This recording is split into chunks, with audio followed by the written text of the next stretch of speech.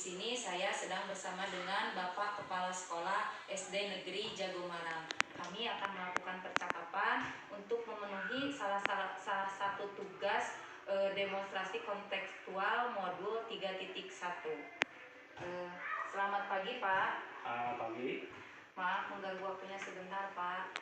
Iya, silakan, nggak apa-apa. Mohon izin untuk mengajukan beberapa pertanyaan terkait dengan pengambilan keputusan berbasis nilai-nilai kebajikan sebagai pemimpin. Iya.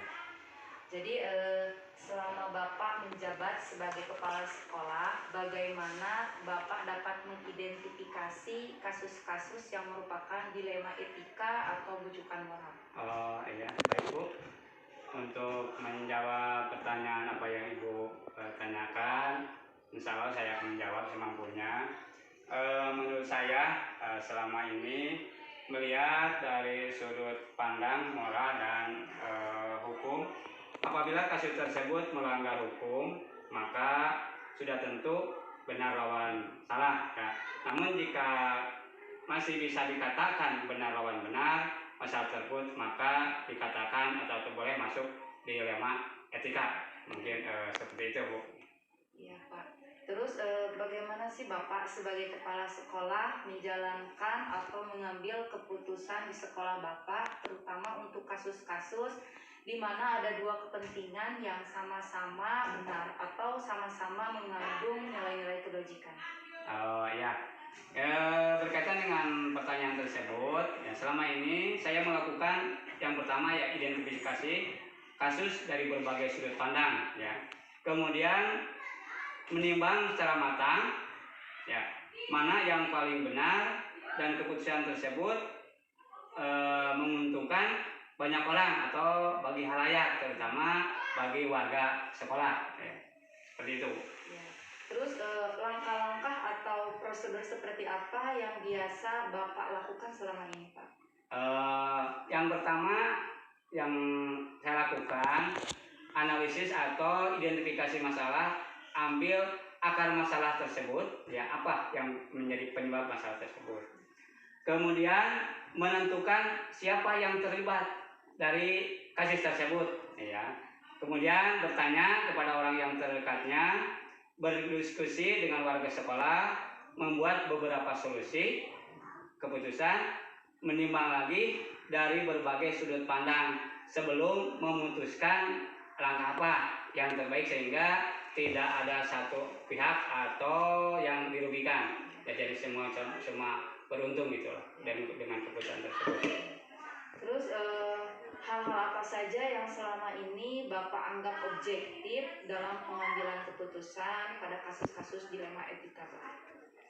Ya, dalam kasus dilema etika ini saya melakukan analisis kasus, ya, kemudian menentukan solusinya, menyesuaikan dengan peraturan dan norma yang berlaku, serta mengedepankan kepentingan umum atau solusi tersebut bermanfaat bagi halayak ramai, baik secara jangka panjang, ya utamanya jangka panjang, jadi tidak hanya saat itu terjadi aja, jadi kedepannya gitu, utamanya yang kedepannya supaya tidak terulang kembali gitu. Terus hal-hal apa saja yang selama ini merupakan tantangan Bapak dalam menyelesaikan pengambilan keputusan pada kasus-kasus dilema etika? Tantangan dalam mengambil keputusan adalah mencari keputusan yang terbaik, ya. Kenapa? Karena keduanya merupakan masalah yang sama-sama benar. Ya, dalam mengambil keputusan harus menguntungkan kedua belah pihak dan tidak merugikan salah satunya. Jadi adanya di sini berarti harus istilahnya ya win-win solution lah. Jadi semua diuntungkan gitu. Jangan sampai ada pihak lain yang dijatuhkan atau gimana. Jadi benar-benar di sini harus secara matang gitu. Baiklah, apakah Bapak di sini memiliki sebuah tata kala atau jadwal tertentu dalam sebuah penyelesaian kasus dilema etika? Apakah atau Bapak langsung menyelesaikan di tempat atau memiliki sebuah jadwal untuk menjelaskannya? Nah, bentuk atau prosedur seperti apa yang bisa Bapak lakukan? Dijelaskan, ya. Pak. Untuk memutuskan masalah yang ringan, biasanya langsung ya cari insan aja. Kalau memang ya kasusnya itu ringan, ya. Tetapi kalau masalah itu berat, saya melakukan sesuai dengan langkah-langkah yang disebutkan pada poin 3 tadi, yaitu menentukan akar masalahnya, kemudian bagaimana kasusnya. Jadi kalau ringan langsung secara instan, tapi kalau memang itu kasusnya berat, dilihat lagi itu seperti di poin 3 tadi. Baik, adakah seseorang atau faktor-faktor apa yang selama ini mempermudah atau membantu dalam pengambilan keputusan dalam kasus-kasus dilema etika? Ya, dalam mengambil keputusan, saya selalu mengajak warga sekolah, wali murid, ataupun orang tua yang mempunyai kedekatan personal dengan orang yang mengalami permasalahan tersebut. Jadi banyak yang membantu dalam mencari alternatif. Jadi tidak sebelum saya memutuskan, saya juga mencari solusi, minta pendapat dari teman-teman yang ada di warga sekolah ini. Nah, dari semua hal yang telah disampaikan oleh Bapak, pembelajaran apa sih yang dapat Bapak petik dari pengalaman Bapak dalam mengambil keputusan dalam etika? Ya, pelajaran yang dapat diambil dalam mengambil keputusan secara etika, saya lebih bijaksana dalam menganalisis sebuah permasalahan untuk dijadikan pertimbangan menentukan solusi yang tepat dan terbaik, karena mungkin ini nyangkutnya ke kepribadian ataupun apa, jadi tidak serta merta tapi harus benar-benar diperhitungkan gitu dalam mengambil keputusan. Mungkin itu Bu. Oh iya. Iya Bapak, terima kasih atas waktunya. Mungkin itu saja pertanyaan yang bisa saya ajukan ke Bapak. Sekali lagi mohon maaf. Assalamualaikum warahmatullahi wabarakatuh. Waalaikumsalam warahmatullahi wabarakatuh. Assalamualaikum warahmatullahi wabarakatuh. Saya Seni Noprianti, calon guru penggerak angkatan 6 Kecamatan Pasir Kuda, Kabupaten Cianjur.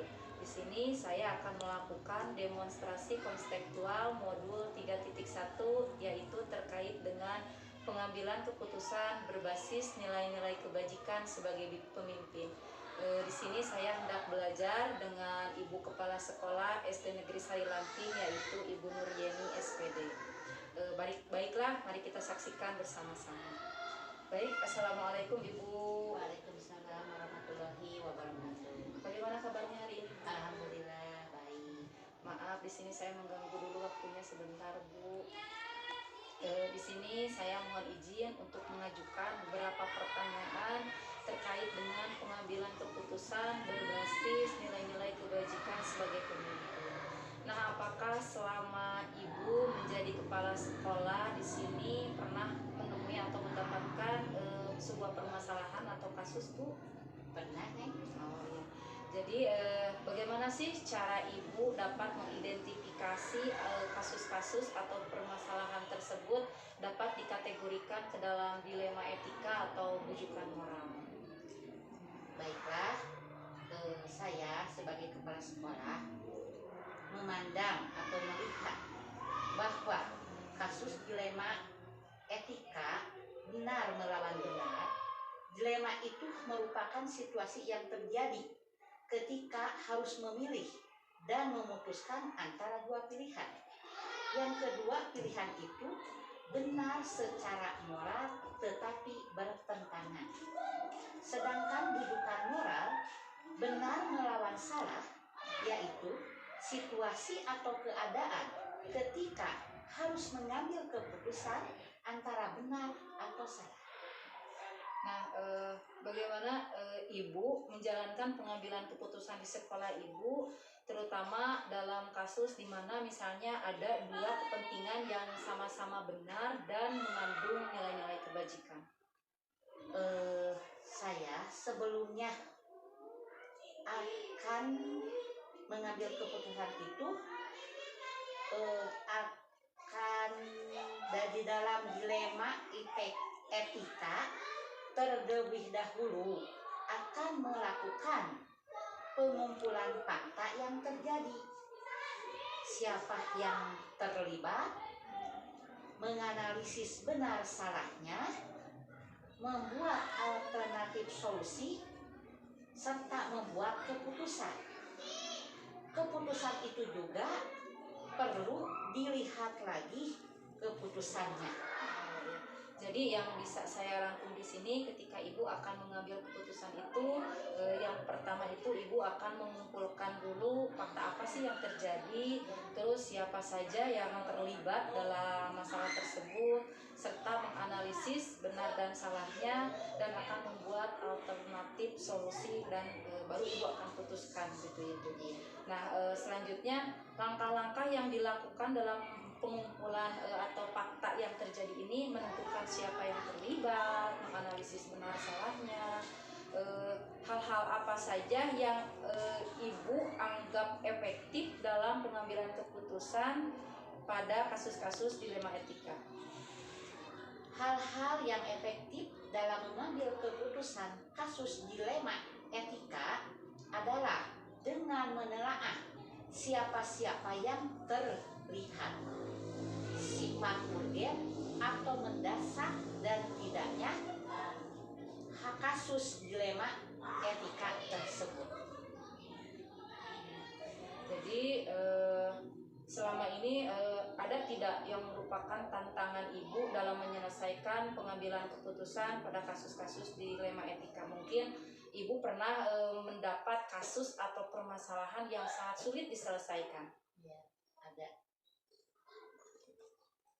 Tantangan dalam pengambilan keputusan kasus dilema etika adalah masalah tersebut mempunyai nilai yang sama-sama penting, tetapi harus ada yang didahulukan. Juga adanya orang-orang atasan langsung yang terlibat, serta adanya peraturan-peraturan yang harus dipenuhi. Tak kalah pentingnya adalah nilai rasa yang harus diutamakan.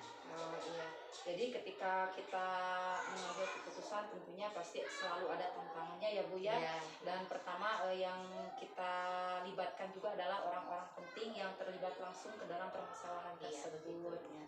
Nah, jadi sini mungkin apakah ada sebuah jadwal atau tata kala ketika ibu menyelesaikan permasalahan tersebut, atau ibu langsung menyelesaikan di tempat Bu? Karena situasi itu kadang ada kadang tidak, jadi saya tidak menjadwalkan yang terencana. Jadi tata kelola dengan menganalisis, mempertimbangkan dan memusyawarahkan kasus dilema etika yang ada, baik secara moral maupun non formal. Ya, jadi ketika pengambilan keputusan itu mungkin tidak terlalu berat, bisa ibu langsung putuskan pada waktu itu. Ya. Tetapi mungkin pada waktu yang agak berat, permasalahannya berat, ibu bisa mengatur jadwal lagi begitu ya begitu. Nah, di sini pun apakah ada seseorang atau faktor-faktor apa sih yang selama ini mempermudah atau membantu dalam pengambilan keputusan dalam kasus-kasus dilema etika ini? Seseorang atau faktor yang mempermudah pengambilan keputusan pada kasus dilema etika adalah orang-orang yang terlibat, yaitu orang-orang yang profesional, yang menghargai dan menerima keputusan atasan langsung. Terima kasih. Nah, dari semua hal yang telah ibu sampaikan barusan, pembelajaran apa yang dapat ibu petik dari pengalaman ibu dalam mengambil keputusan dilema etika ini? Bagi saya banyak sekali pembelajaran yang harus diambil dari keputusan pada kasus dilema etika adalah sebelum mengambil keputusan harus banyak menganalisa kasus yang ada, banyak pertimbangan. Setiap keputusan pasti tidak mungkin membuat puas semua pihak. Semua pihak yang terlibat yang dimaksud di sini pasti ada pihak yang tidak dipuaskan.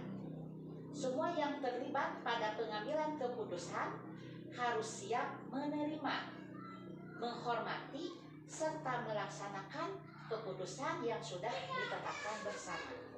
Nah, jadi mungkin dari rangkuman berikut ini, mengambil keputusan harus banyak-banyak dulu menganalisa kasus yang ada, terus dengan pertimbangan-pertimbangan juga ya Bu ya. Terus keputusan harus melibatkan semua pihak, dan mungkin juga nanti ketika kita mengambil keputusan ada yang merasa terpuaskan, ada yang tidak puas juga, tapi itu masih resiko Pak. Dan dalam pengambilan keputusan juga harus siap menerima dan menghormati serta melaksanakan keputusan yang telah ditetapkan oleh Ibu. Ya, terima kasih Ibu atas waktunya. Mungkin itu saja pertanyaan yang bisa saya sampaikan ke Ibu. Semoga bermanfaat untuk kita semua.